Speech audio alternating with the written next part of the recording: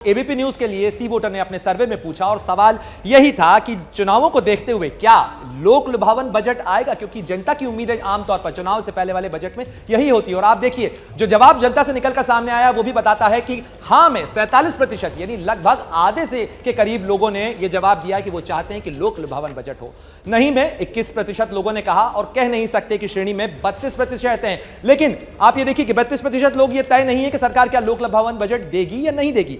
तीसरा सवाल हमने पूछा कि किस क्षेत्र में बजट बढ़ना चाहिए, उसके जवाब भी आप देखिए किस तरीके से लोगों ने कहा। लोगों का मानना है कि जो सबसे ज्यादा लोगों की राय निकलकर सामने आई वो शिक्षा के क्षेत्र में थी, यानी 29% लोगों ने कहा कि शिक्षा के क्षेत्र में बजट बढ़ना चाहिए। उसके बाद कृषि के क्षेत्र में बजट बढ़ना चाहिए, ये 25% लोगों की राय थी। इसके अलावा 19% लोगों की इच्छा है कि रक्षा के क्षेत्र में बजट बढ़ना चाहिए। और इनडिसाइसिव या कहा जाए कि जो अपनी राय स्पष्ट नहीं करना चाहते थे या नहीं कर सके, ऐसे लोगों की संख्या करीब 16% थी।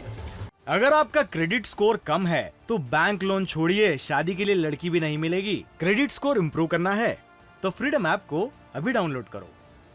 जो चौथा सवाल एबीपी न्यूज और सी वोटर ने लोगों से पूछा बजट से पहले वो था कि क्या दुनिया में मंदी का असर बजट में भी देखने को मिलेगा, और इसमें भी बड़ी संख्या में लोगों ने कहा कि हां। इसका जवाब यानी 47% लोगों ने कहा कि जो मंदी चल रही है दुनिया भर के अंदर उसका असर बजट में भी देखने को मिलेगा।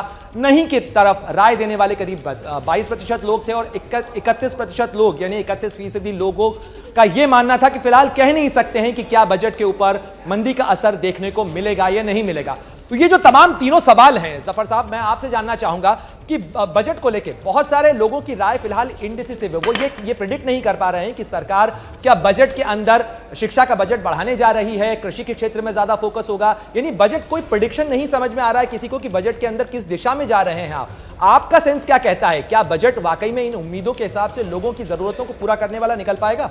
देखिए, 2-3 चीज़ें बहुत अहम है। पहली बात कि जिस तरह से आत्मनिर्भर पैकेजेस आए और जैसे पॉलिसी रिफॉर्म्स आए, तो बजट एक लिमिटेड जो रोल प्ले करता है, लेकिन बजट से इतनी सारी एक्सपेक्टेशंस नहीं रखनी चाहिए कि लुभावन वाली बजट हो। देश को मजबूत करने वाला बजट हो, देश के लोगों को मजबूत करने वाला बजट होगा। और इसीलिए सरकार बराबर कोशिश करती है, आदरणीय प्रधानमंत्री जी, कि जितनी चादर उससे ज़्यादा पैर नहीं फैलाए। इसलिए आज दुनिया में बाकी देश स्ट्रगल कर रहे हैं, लेकिन हिंदुस्तान एक मजबूत स्थिति में।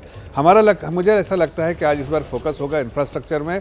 पिछले बार 7.5 लाख था, इस बार मुझे लगता है कि 9-10 लाख करोड़ का होगा, इसमें बजटरी एलोकेशन होगा। उससे जॉब क्रिएशन, बहुत सारे रूरल इंफ्रास्ट्रक्चर में, रूरल डेवलपमेंट में बड़ा जो है एक्सपेंडिचर, जो बजटरी एलोकेशन होने की संभावना है।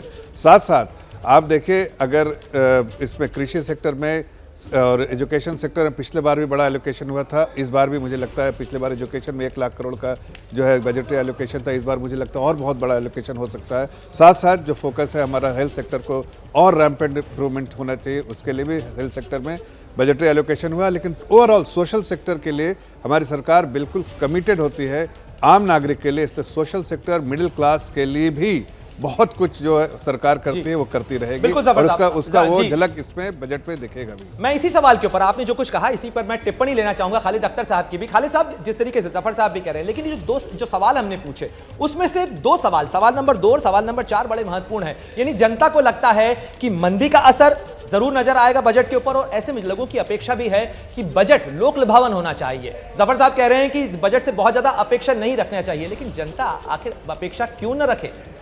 जी, जाहिर सी बात है, जनता सरकार से उम्मीद रखेगी।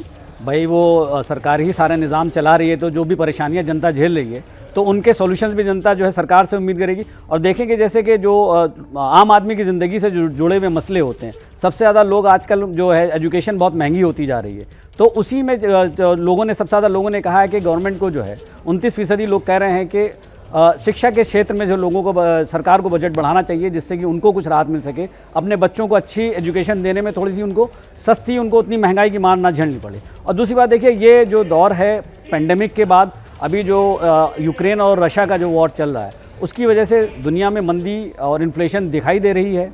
क्योंकि वर्ल्ड बैंक की रिपोर्ट भी ये कह रही है कि जो वर्ल्ड इकनॉमी जो है वो जिस रफ्तार से ग्रो हो रही थी जून तक, उसके मुकाबले आगे 1.7% से ग्रो होगी।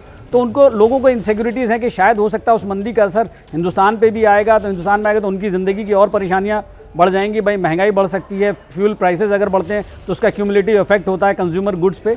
तो वो सारी चीज़ें जो है, जो उनकी इनसिक्योरिटीज़ हैं और जो उनकी एस्पिरेशंस हैं, किस किस चीज़ पे खर्चा करना चाहिए सरकार को, वो सारी सर्वे में रिफ्लेक्ट हो रही है। बिल्कुल, जाहिर तौर पर आपने बहुत बड़ी बात कही खालिद साहब कि जिस तरीके से सरकार निजाम चलाती है और सरकार निजाम चलाती है तो जाहिर तौर पर सरकार से ही लोगों की अपेक्षा होती है कि वो उन अपेक्षाओं को बजट में कहीं ना कहीं जगह दे। अगर आपका क्रेडिट स्कोर कम है तो बैंक लोन छोड़िए, शादी के लिए लड़की भी नहीं मिलेगी। क्रेडिट स्कोर इंप्रूव करना है तो फ्रीडम ऐप को अभी डाउनलोड करो।